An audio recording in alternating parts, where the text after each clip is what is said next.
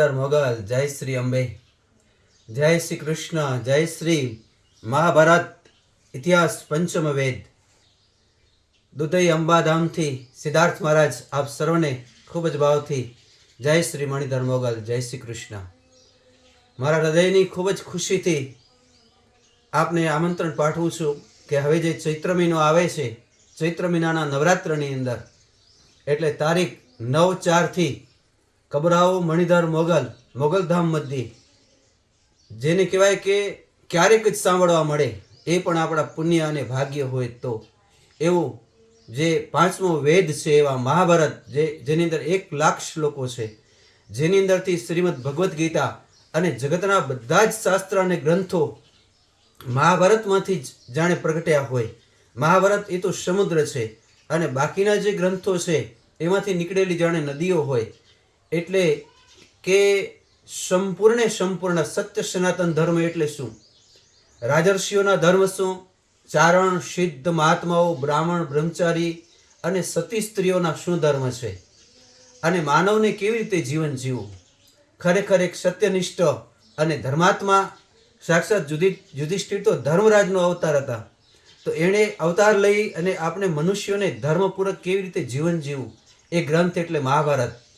આજે એવી એક લોકવાયકા છે કે મહાભારત આપણે સાંભળવું નહીં, વાંચવું નહીં, અધૂરી વાંચવું, પૂરું વાંચવું, ત્યારે એમ થાય છે કે હજી આપણામાં કેટલી બધી અંધશ્રદ્ધા છે.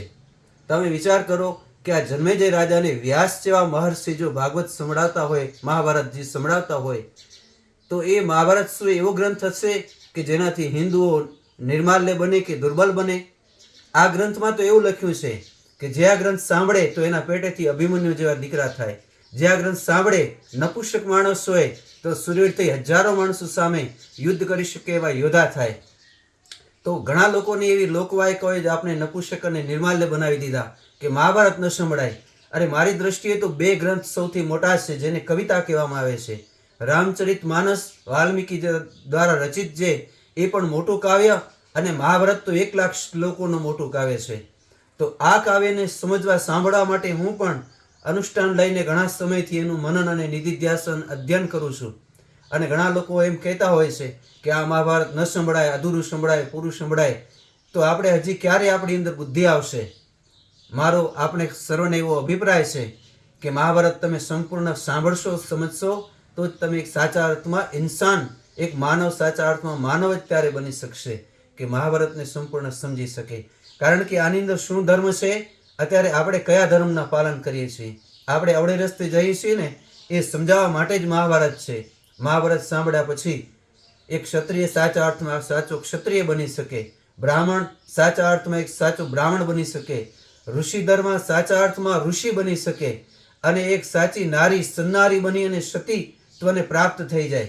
આ મહાભારત સાંભળી હું એવો દાવો કરવા માંગુ છું કે જે આ ભાગવત સાંભળશે, જેના પેટમાં બાળક હશે અને આ પૂર્ણ ભાગવત સાંભળશે, તો એના પેટેથી, સન્નારીઓના પેટેથી સદપુત્રો અને એવા જે રાજકુમારોનો જન્મ થશે કે ખરેખર ભારત દેશના ભડવીરો જેની ઝંખના રાખે છે. એટલે એવું ઉત્તમ સાહિત્ય આજના ટોટલી સાહિત્યકારો છે મહાભારતનું જ બોલે છે. અને ભાગવતથી લઈને બધા જ ગ્રંથો એ વ્યાસજીના ઉચ્છિષ્ટ છે. ભાગવતમાંથી, મહાભારતમાં છે એ જ બધું છે, મહાભારતમાં નથી એ સંસારમાં ક્યાંય છે જ નહીં. અત્યારે હજારો વિદેશોના તત્વચિંતકો જે વાત કહે છે એ બધી મહાભારતમાં છે.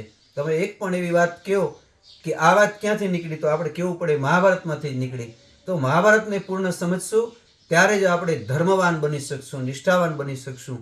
આમાં કોઈ દુર્યોધનની કે યુધિષ્ઠિરની કથા નથી, આમાં ધર્મ અને અધર્મની કથા છે. આમાં સારા લક્ષણો, સદવિચારો, દુર્બુદ્ધિ અને સદબુદ્ધિની કથા છે. આ કોઈ યુદ્ધની કથા નથી. યુદ્ધ તો આપણી અંદર ચાલી રહ્યું છે કે આપણે હરામી બનવું કે સજ્જન બનવું, એમાંથી સજ્જન બનાવે એ ધર્મ છે મહાભારતનું. એટલે હું હૃદયપૂર્વકથી આપને આમંત્રણ પાઠવું છું, ચૈત્ર મહિનાના 9 દિવસ આપ જરૂરથી મણિધર મોગલના આશીર્વાદ લેવા માટે પધારજો. અને મારી વાણીને પવિત્ર કરવાનો બાપુએ મને જે અવસર આપ્યો છે એ બદલ બાપુને પણ હૃદયપૂર્વક હું અભિનંદન કરું છું. જય શ્રી મણિધર મોગલ પાઠવું છું. આપના બધાયનું કલ્યાણ થાય ભાવના સાથે. હરિઓમ તત્સત.